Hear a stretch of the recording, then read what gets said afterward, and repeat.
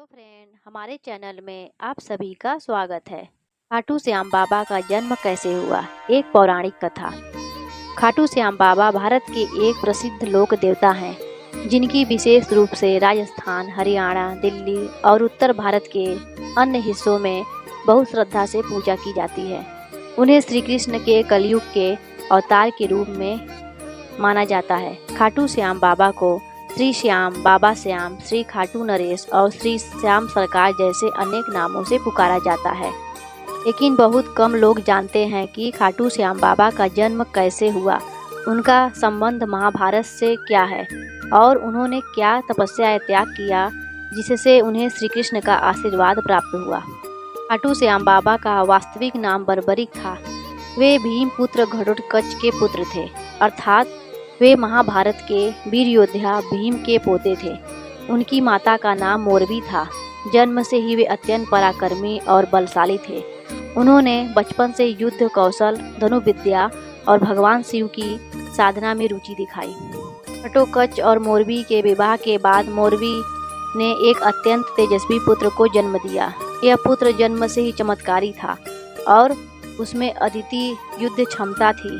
बर्बरिक ने बचपन से ही घोर तपस्या की और भगवान शिव से 3 अमोघ बाण प्राप्त किए, जिन्हें त्रिशक्तिशाली बाण कहा जाता है। साथ ही उन्होंने भगवान अग्नि से एक विशेष धनुष प्राप्त किया, जो अत्यंत दिव्य और अचूक था। बर्बरिक की यह प्रतिज्ञा थी कि वे सदा उस पक्ष की ओर से युद्ध करेंगे जो कमजोर होगा। उन्होंने कहा था कि वे सदा कमजोर का साथ देंगे। इस विचार में करुणा थी, लेकिन यही भविष्य में युद्ध के संतुलन को बिगाड़ सकता था। जब महाभारत का युद्ध कुरुक्षेत्र में आरंभ होने वाला था, तब बर्बरिक ने अपनी मां से युद्ध में भाग लेने की इच्छा जताई। मां मोरबी ने अनुमति तो दी, लेकिन यह वचन लिया कि वे सदा कमजोर पक्ष की ओर से युद्ध करेंगे।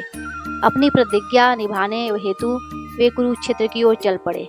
जैसे ही वे कुरुक्षेत्र पहुंचे, भगवान श्री कृष्ण ने उन्हें देखा और के तेजस्वी रूप और धनुष बाण देखकर अचंभित हो गए। श्री कृष्ण को पता था कि बर्बरिक यदि युद्ध में शामिल होते हैं तो उनकी प्रतिज्ञा युद्ध के संतुलन को बिगाड़ देगी। उन्होंने एक साधारण ब्राह्मण के रूप में बर्बरिक से मिलने का नाटक किया और उनसे उनकी शक्ति और युद्ध नीति के बारे में पूछा। बर्बरिक ने बताया कि उनके 3 बाण इतने शक्तिशाली हैं कि वे पूरी सेना का विनाश कर सकते हैं। श्री कृष्ण ने उनकी परीक्षा लेने के लिए एक पेड़ की सभी पत्तियों को छिपा दिया और कहा कि वे अपने एक बाण से इन सभी पत्तियों को भेद कर दिखाए। बर्बरिक ने एक बाण छोड़ा और सभी पत्तियों को खोज कर भेदता गया, यहाँ तक कि श्री कृष्ण के पैर के नीचे दबाई गई पत्ती को भी भेदने के लिए बाण वहीं आकर रुक गया। इस पर श्री कृष्ण समझ गए कि बर्बरिक अत्यंत शक्तिशाली है। श्री कृष्ण ने बर्बरिक से पूछा कि यदि वे युद्ध में शामिल होंगे तो वे किस पक्ष से लड़ेंगे। उन्होंने कहा कि वे सदा कमजोर पक्ष का साथ देंगे। श्री कृष्ण ने समझाया कि युद्ध में एक समय ऐसा आएगा जब वे बार बार पक्ष बदलते रहेंगे और अंत में केवल वे ही युद्ध क्षेत्र में बचेंगे। इससे युद्ध का उद्देश्य ही नष्ट हो जाएगा। इसलिए श्री कृष्ण ने उनसे दान में उनका शीश मांगा। बर्बरिक तुरंत तैयार हो गए। उन्होंने कहा कि यदि उनका बल और ज्ञान किसी के लिए बाधा बन रहा है तो वे सहर्ष अपने प्राण त्यागने को तैयार है। उन्होंने कहा कि वे केवल एक शर्त पर अपना शीश देंगे। उन्हें पूरी महाभारत का युद्ध अपनी आंखों से देखने का अवसर मिलना चाहिए। श्री कृष्ण ने उनकी बात मान ली और उनके शीश को एक ऊंचे टीले पर रख दिया गया, जहां से उन्होंने पूरे महाभारत का युद्ध देखा।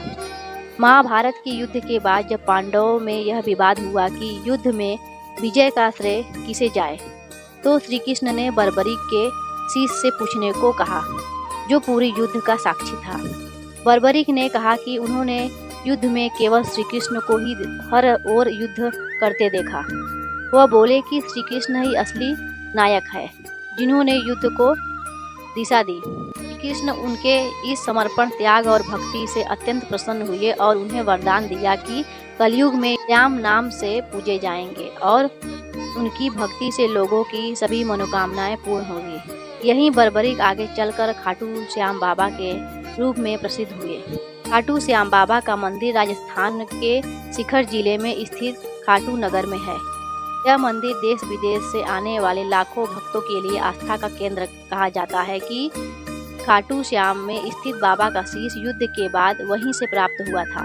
वर्षों बाद एक किसान को वह स्थान सपने में बताया गया जहां खुदाई में उनका शीश प्राप्त हुआ। तब राजा रूप सिंह चौहान ने खाटू धाम में बाबा का मंदिर बनवाया। खाटू श्याम बाबा को कलयुग के कृष्ण कहा जाता है क्योंकि वे सच्चे हृदय से पुकारने वालों की मनोकामना तुरंत पूरी करते हैं।